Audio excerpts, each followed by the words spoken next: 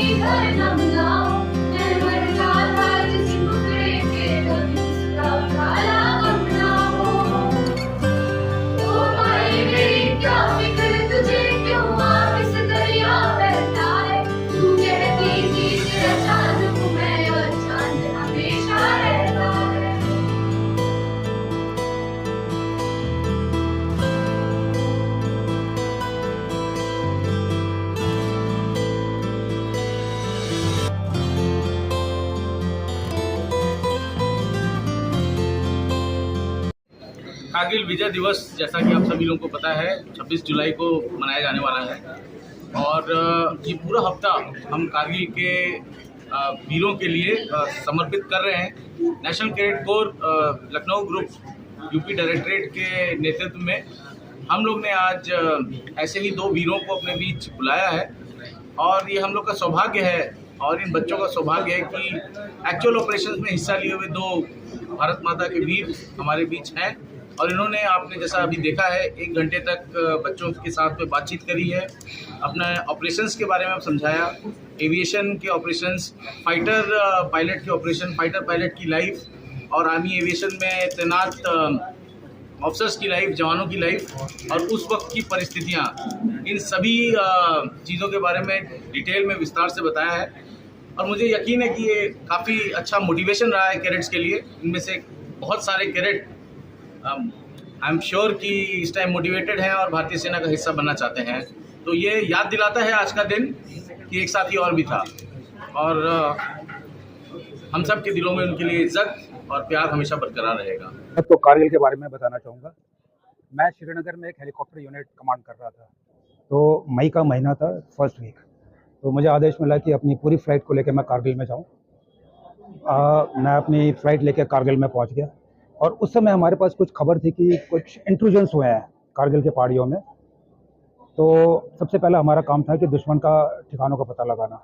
तो हमने काफ़ी रिकॉनेसेंस फ़्लाइट्स लॉन्च करी। इलाका बहुत बड़ा था, ये केवल कारगिल नहीं था, ये मश्को था, द्रास था, काक्सर था, कारगिल था, बटालिक था, जालौर था एंड हंडनब्रोक था। कभी 150 किलोमीटर लंबा इलाका था। तो इस इलाके में हमने उड़ान भरी हेलीकॉप्टर से। हमारे पास विजुअल रिकॉनेसेंस था, प्लस हमारे पास कैमरेस होते थे। तो इन हमें सभी के हमने उसको रिकॉर्ड किया और हमें जो भी जानकारी मिली इसको हमने एक कोलेट किया सारी जानकारी को कि दुश्मन कहाँ पे हो सकता है, किधर है। और ये जानकारी फिर हमने अपने हायर फॉर्मेशंस को दी कि भाई कुछ इंट्रूजन है, लाइन ऑफ कंट्रोल है उस इलाके में, LOC जिसको बोला जाता है। तो अब इसके बाद सवाल था इसके बाद इनका क्या किया जाए। तो सबसे बड़ा खतरा था कि ये और भी अंदर आ सकते थे। ये जो दुश्मन अभी हमारा इंट्रूड कर सका था ये और भी अंदर आ सकते थे। और सबसे खतरा हमें था नेशनल हाईवे ब्लॉक होने का। ये नेशनल हाईवे श्रीनगर से कारगिल से होते हुए ले जाता है और ये लाइफलाइन है लेह की। अगर ये नेशनल हाईवे कट गया तो लेह भी कट जाएगा और दुश्मन के लिए बड़ा आसान होगा कि उस इलाके पर कब्जा कर सके। दूसरा ये था कि वो इस स्थिति में भी था कि वो कारगिल और द्रास पे भी कब्जा कर सकता था, क्योंकि वहाँ पे जो हमारी फ़ौज थी उनकी तादाद बहुत कम थी। एक ब्रिगेड थी 4 बटालियंस के साथ और बड़े मुश्किल हालात थे मई के महीने में। और तीसरी बात ये थी कि यहाँ पे फ़ौज को हम इंडक्ट नहीं कर सकते थे क्योंकि केवल एक रास्ता था और वो रास्ता जोजिला पास से होके आता है और उसमें बहुत बर्फ़ जमी हुई थी, तो कोई भी मूवमेंट पॉसिबल नहीं था। तो इस स्थिति में फिर हमें आदेश मिला कि आप जितने भी दुश्मन के ठिकाने हैं इनके ऊपर अपनी ओन आर्टिलरी का फायर लाइए। तो हम दिन रात उड़ते थे और जितने भी दुश्मन के लोकेशन हमें नज़र आती थी LOC के इस पार और LOC के उस पार भी, हमने दुश्मन के ठिकानों को ढूंढकर उनको बर्बाद किया। अब इससे ये हुआ कि दुश्मन का जो अंदर आना था वो थोड़ा सा थमसा गया। और जून का पहले वीक में, मई में हमें कोई सफलता नहीं मिली। मई में हम केवल उनको रोकने में सफल हुए। जून में हमारा जो जोजिला पास था, जो श्रीनगर और कारगिल के बीच में नेशनल हाईवे 1 अल्फा है, वो खुला। उसको फ़ौज ने इंजीनियर की मदद से, बड़े हैवी इक्विपमेंट की मदद से उसको खोला और फिर श्रीनगर और बाकी जगहों से फ़ौज अंदर इंडक्ट हुई, काफ़ी फॉर्मेशंस अंदर आई। अब हम इस स्थिति में थे कि हम जहाँ पे दुश्मन घुस चुका था उसको बाहर निकालने की स्थिति में थे। और इसमें फिर जब फ़ौज आने के बाद प्लान किया गया कि अब किस तरह इनको टैकल किया जाए। तो सबसे जो ज़रूरी इलाका था वो द्रास में था। द्रास में पाकिस्तान की जो पोजीशन थी बिल्कुल नेशनल हाईवे के ऊपर थी, तो वहाँ पर लॉन्च किए गए अटैक्स। तलोलिंग था, हम था, 5140 था, टाइगर हिल था और बाकी इलाके थे। इनको अटैक्स हुए इनके ऊपर। हमारा काम था कि इनके ऊपर आर्टिलरी फायर लाना, इनकी दुश्मन की एग्जैक्ट पोजीशन पता करना हवाई सर्वेक्षण से और फॉर्मेशंस को देना। और इस लड़ाई के दौरान जो भी कैजुअल्टीज़ होती थी, बहुत कैजुअल्टीज़ होती थी, उनको उसी लोकेशन से उठाना और उनको इवैक्यूएट करना। हमारे जो घायल सैनिक थे उनको इवैक्यूएट करना। और जो कैजुअल्टीज़ थे हम इनको इवैक्यूएट करके लिए हमारे फील्ड हॉस्पिटल थे जो कि जोजिला में फ़ौज ने बनाए हुए थे, उनको हम तुरंत वहीं से उठाते थे लोकेशन से और इनको हम ले जाते थे फील्ड हॉस्पिटल में। और इस तरीके से हमने तकरीबन 2000 कैजुअल्टीज इवैक्यूएट करी पूरे कारगिल ऑपरेशन के दौरान। बहुत अच्छा रहा। सबसे पहले तो मुझे NCC कैडेट्स का जोश और उत्साह देख के बहुत अच्छा लगा और इसके लिए मैं पूरे NCC बटालियन, उनके CO साहब, उनके एडम ऑफिसर साहब, जितने इनके ANO, इनके PI स्टाफ, उनको मैं मुबारकबाद देना चाहूँगा। इनकी जो ट्रेनिंग है बहुत ही अच्छी है। करगिल वॉर जब हुआ था 1999 में, उस समय मैं एज अ फ्लाइट लेफ्टिनेंट था 9 स्क्वाड्रन, जो कि आदमपुर जलंधर में उस समय पोजीशन थी।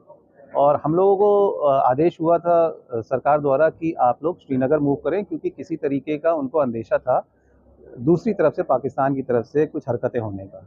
तो हम लोग 17 मई के दिन यहाँ से आदमपुर से निकले और हम लोग शुरुआत में जब श्रीनगर लैंड किए तो हम लोगों को काफ़ी रिकॉनेसेंस, जिसके कहते हैं कि आप जाके अपने एरिया से रूबरू होइए और देखिए कि वहाँ पे क्या हरकतें चल रही हैं।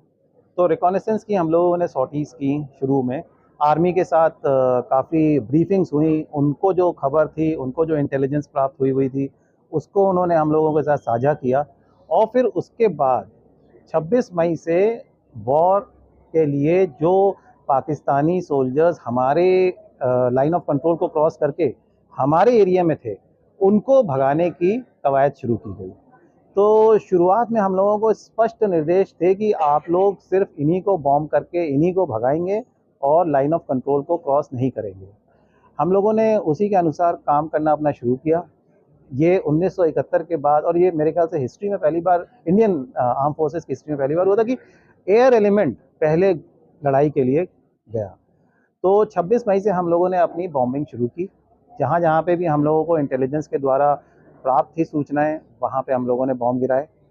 शुरुआत के दिन में, पहले दूसरे दिन में ही हमारे 2 जहाज़ गिर गए। MiG-27 में से फ्लाइट लेफ्टिनेंट नचिकेत, उनके जहाज़ में कुछ गड़बड़ी हुई, वो इजेक्ट किए, उनको पाकिस्तानी फ़ौजों ने कैप्चर कर लिया।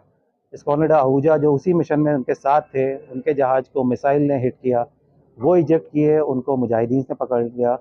इस दौरान बाद में अजय आहूजा सर को शहादत भी मिली। हमारे शासन की तरफ से, हमारे गवर्नमेंट की तरफ से एक्टिव रोल प्ले करते हुए पाकिस्तान को इतना प्रेशर दिया गया कि उनको बाद में फ्लाइट लेफ्टिनेंट नचिकेत को भेजना पड़ा और वो हमारे पास वापस आए।